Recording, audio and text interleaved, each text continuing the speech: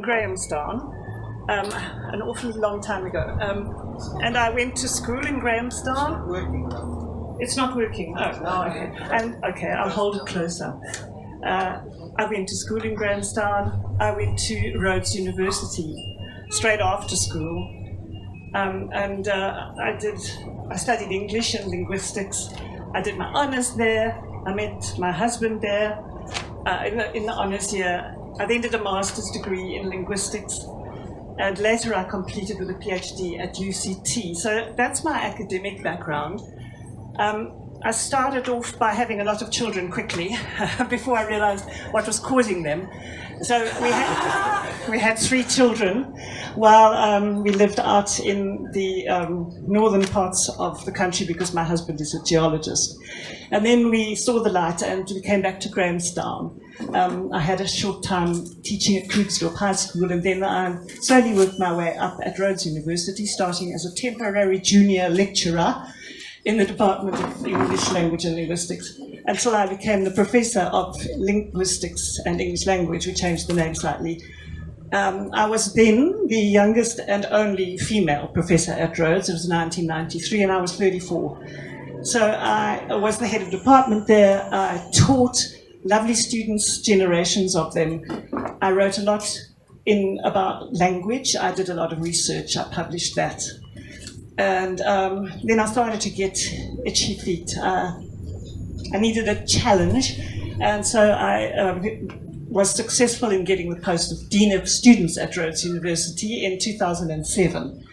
So I left my academic career behind. Most deliberately, I offended some colleagues. I think they thought I'd let them down, but I needed that, and I had 7 wonderful years in that position as Dean of Students at Rhodes. Very different life, very different challenges, very, very interesting. And then I was approaching my 60th birthday, and I had worked for Rhodes University for 30 years by then. And I actually had enough of that. Things were changing quite fast at Rhodes. It was a very difficult, stressful place to be, and I was getting quite ill, I saw, in retrospect, from the tension and the anxiety of the issues that I was trying to deal with. And so I thought to myself, I can retire. I can take early retirement, which I did at the age of 60. What am I going to do with myself? I'm going to write. I'm going to write fiction. I'm going to make it up. I'm going to just try this out. So I set myself up with a beautiful study at home, and I sat down, and I started writing short stories first. And they flowed quite easily off my pen.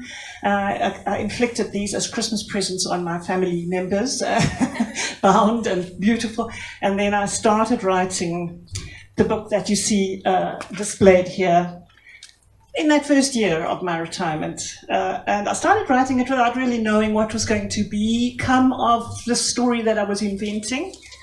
It unfolded as a process while I wrote. And I'm just going to give you sort of background to what the story is about. Then I'm going to give you a reading, and then a little bit more about the story, then another reading. But I'm not going to give away the plot, because there is a very exciting plot, but I'm not going to go there. So this book is written in the first person through the eyes of my main character, whose name is Katie Ferreira. Don't ask me why these things happen, and then after a while you become quite fond of the name that you've chosen. And Katie, she is, and it worked well for the story that I was writing. It's set in the 1980s. It ends in around about there. So Katie, at that point, is 20 years old. So she has a 20-year-old retrospective memory of her life, and it's set in Port Alfred, a place that I know very well because I spent all my Christmas holidays at Port Alfred. From whenever I can remember. So I felt I wanted to root it in a familiar place so that I could write authentically about the place. And of course, one draws a lot on one's own experiences, memories, and observations. But I am by no means Katie Ferreira. Okay, it's not autobiographical. Because this young girl at this time of writing is 360 kilograms. She has lost a battle against her ever-increasing weight, and she's morbidly obese. And she's stuck on her bed at this point, waiting to lose weight. And she fills the time while she's lying there compiling a crossword because she's crazy about crosswords. And it's a mega crossword and a diary come letter to her mother. And she hopes that one day, when she's out of there, her mother might read it. Her mother might understand a little bit about her own daughter. And she passes endless hours, days, weeks, months, dating her progress as she goes, waiting to emerge, tended by her mother, who is her enabler, who brings her masses of food every day.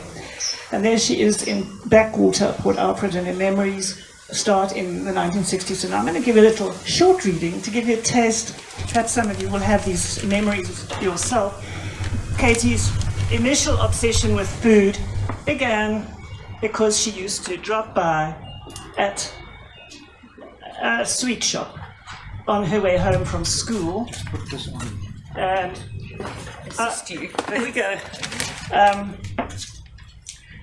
Wrong page, sorry. Okay, now I need the book. Okay. I'm reading on page. I'm going to hold that. Page 11. There we are. Right.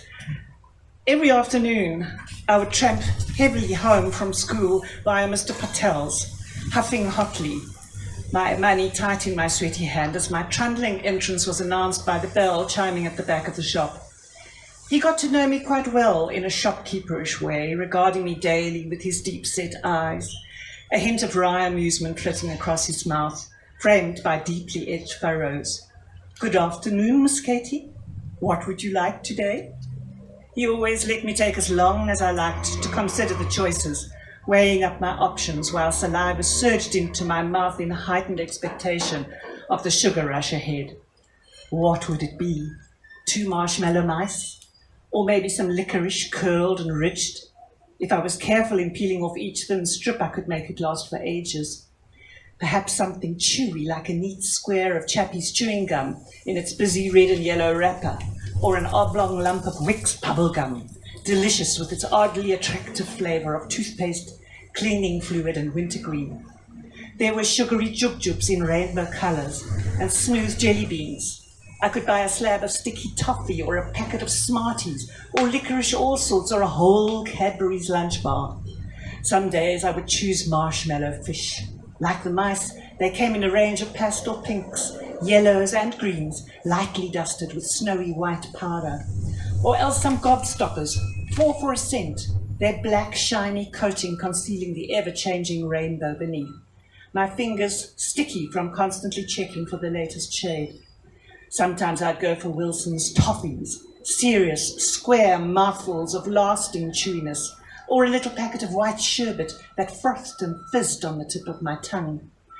Other days I'd buy a roll of individually wrapped caramelly toffalux, or some chewy wine gums, and ice cream on occasion, or a bottle of green steri milk, voluptuously smooth, slipping coolly down my throat. So that was just a little extract there. Thank you. Do you want me to keep standing? There, no, I've got it. Okay. So there she's stuck in her room on her reinforced bed, and she's eating and thinking and writing. And the thing that keeps her going is her mother brings yesterday's Herald to her every day. Her mother works in the only supermarket down the road, and they give her the out-of-date food that she can get cheaply, and the old Herald. And she reads everything she can in the Herald newspaper. And she picks up, I went and read the Heralds in the Corey Library from the 1980s. And she picks up fantastic ideas of what to write about, what's going on in Port Alfred and in the area and in the country at the time. And then she remembers some traumatic visits that she had. She remembers her school days. And I've got a short extract here from when she was little, being weighed by the school nurse. All right, so I'm going to read from page 106. If you can just hold this again. You're marvelous. Next time I'll have a mic stand. Right. I'm so sorry. No, it's working. This is a short little section. My poor body, Looking at myself gives me unpleasant flashbacks of the school nurses' annual visits, the antiseptic smell as we were herded downstairs into the cold, echoing corridor with its cluster of festering mops in the corner, reeking of Jay's fluid. She'd be waiting at the end. "Take off all your clothes, except your panties." Exposed, my goose-pimpled chest and innocent pink nipples, startled atop my bulging tummy, my thighs pushing together insistently.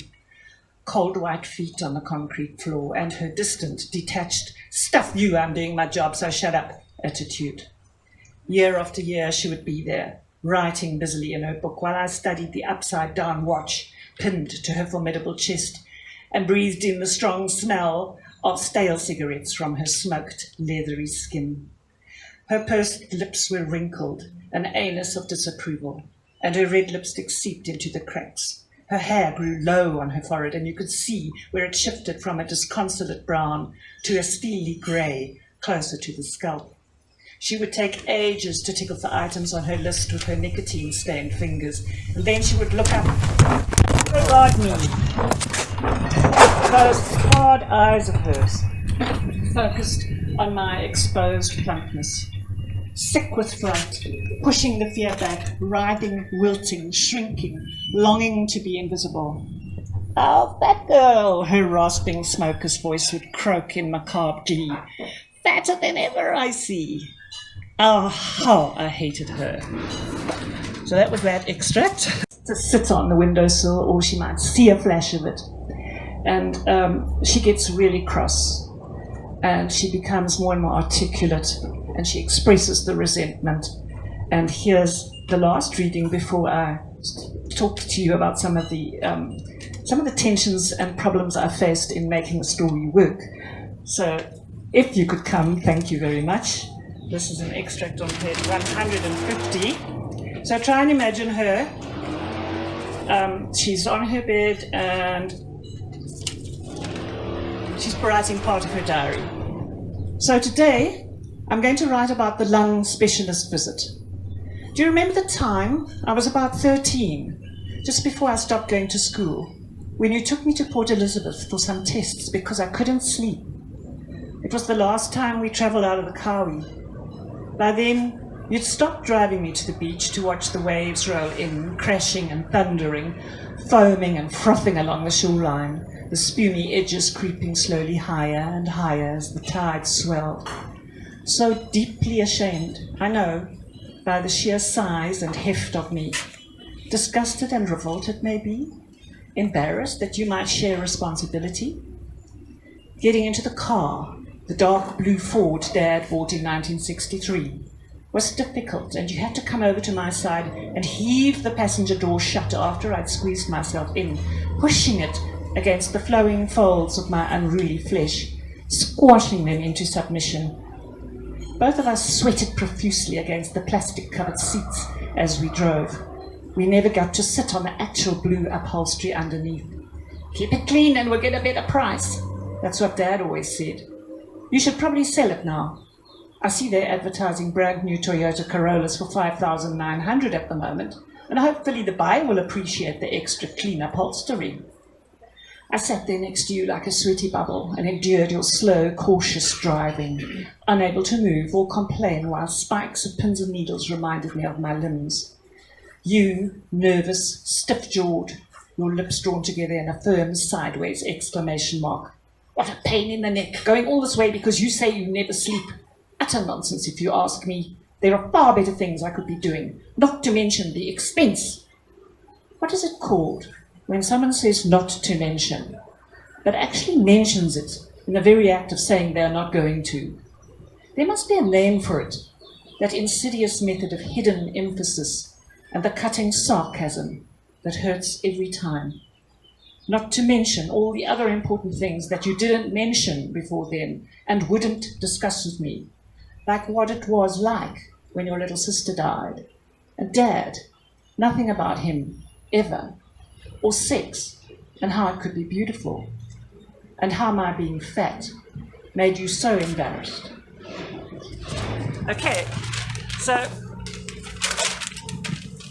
I'm going to talk a little more about now the actual process.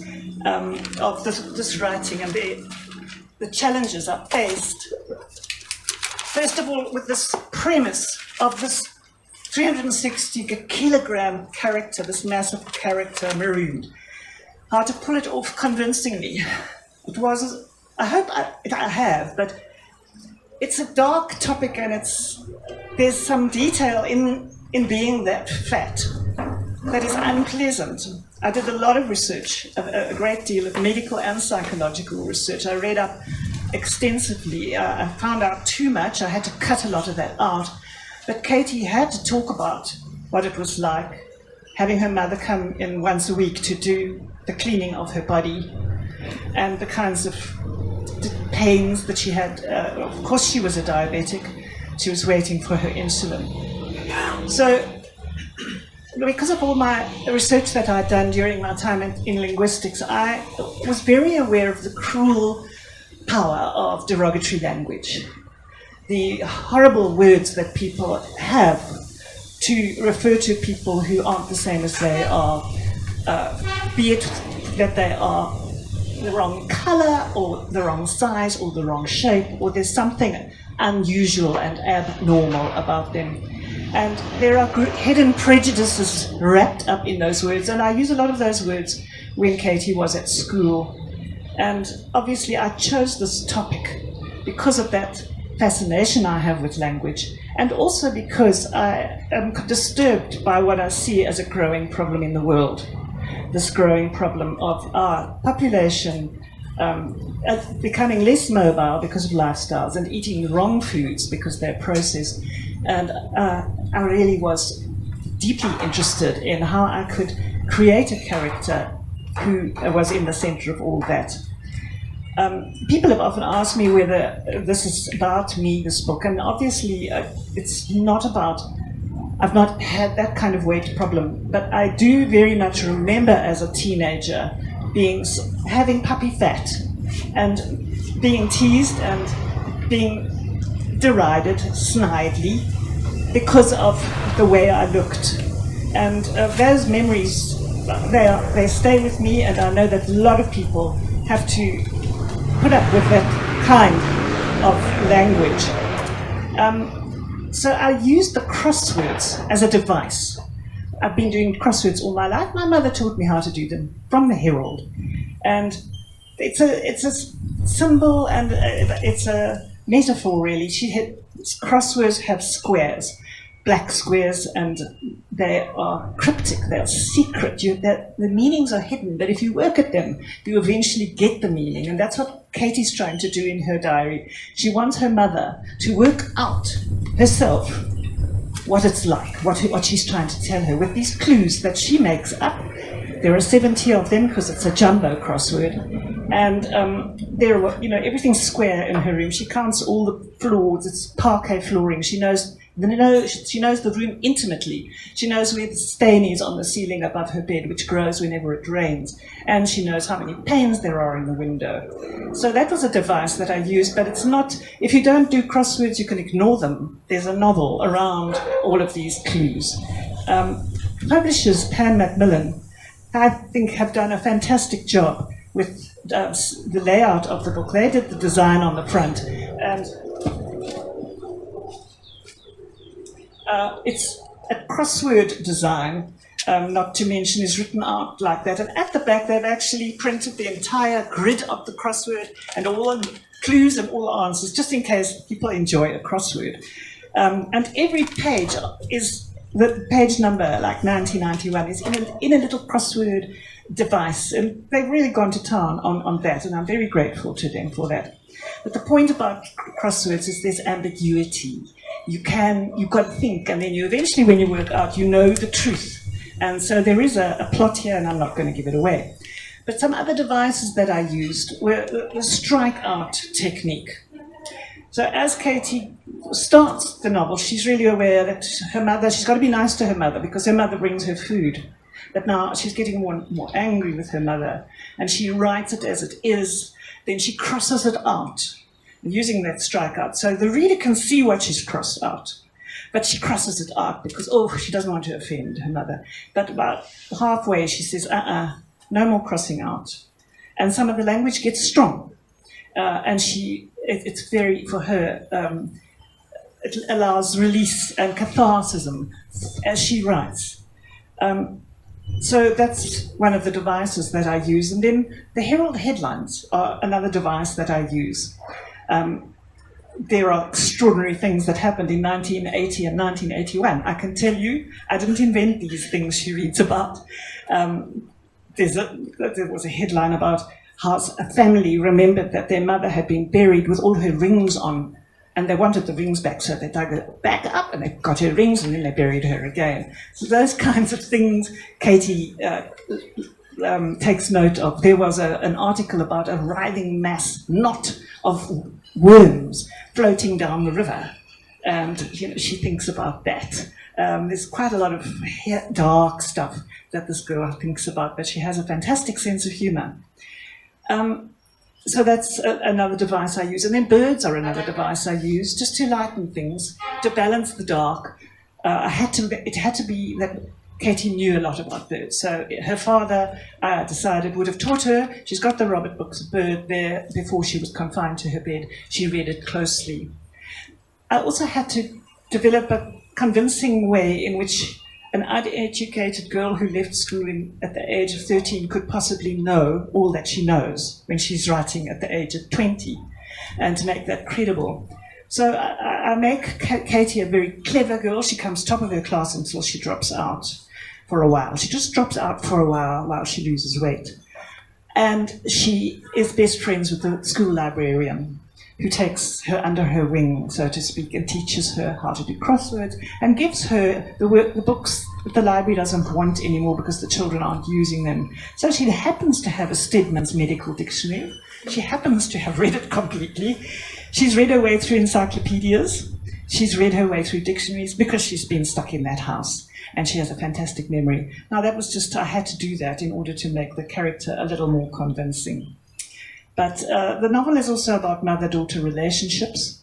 There's a second mother-daughter relationship which would explain why this particular mother behaves so extraordinarily cruelly to her daughter, who is effectively imprisoned in her bedroom.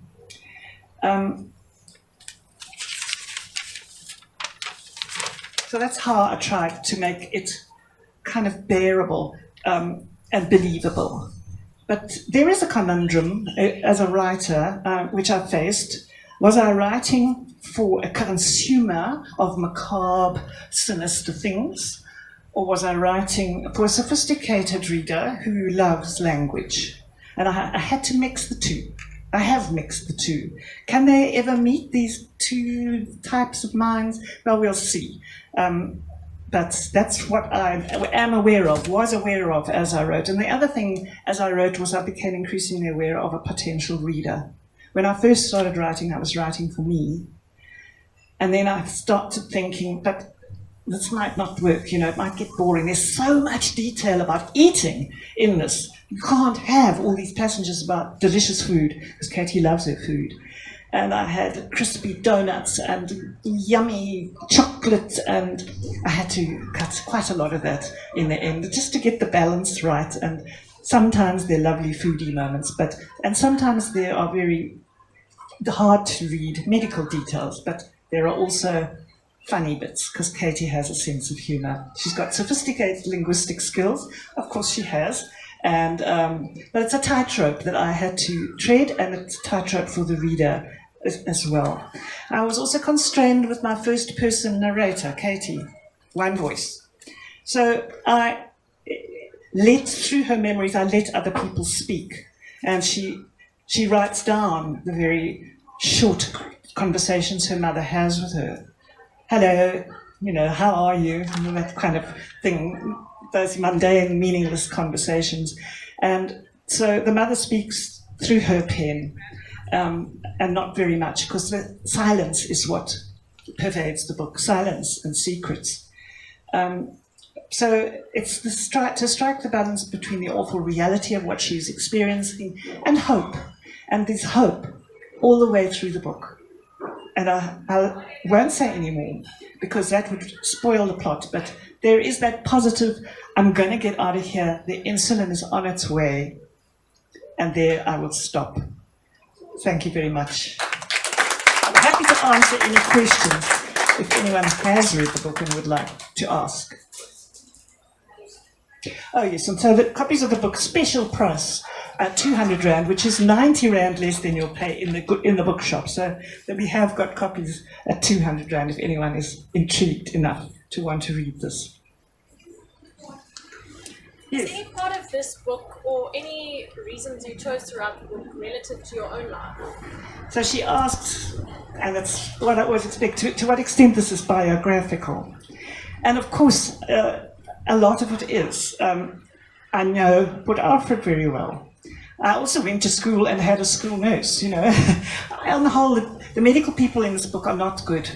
They don't treat her well. They often talk to her mother instead of her when they're together. But that's not the experience I've had in my life. So I let my imagination run riot. It was just lovely to make things up. But of course, I know the Eastern Cape.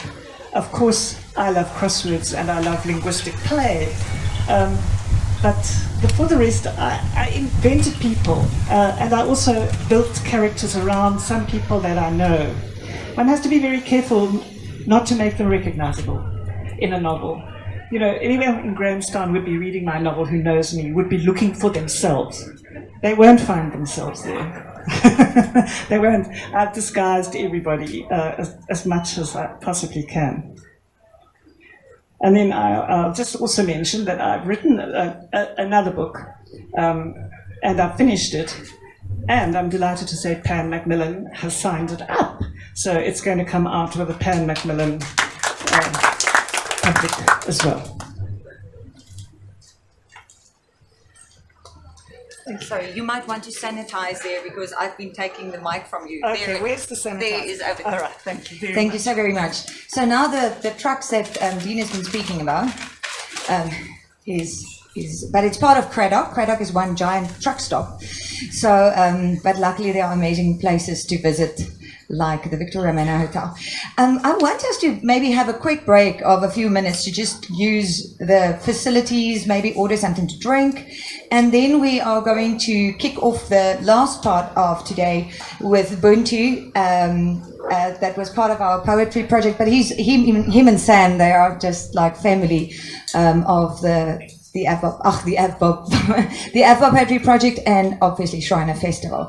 And then I'm going to ask Nadine to read something, and then we'll conclude with Tony Jackman, who I saw just arrived. Welcome, Tony. So I'm going to give you 5 minutes to take a quick break, find a waitress,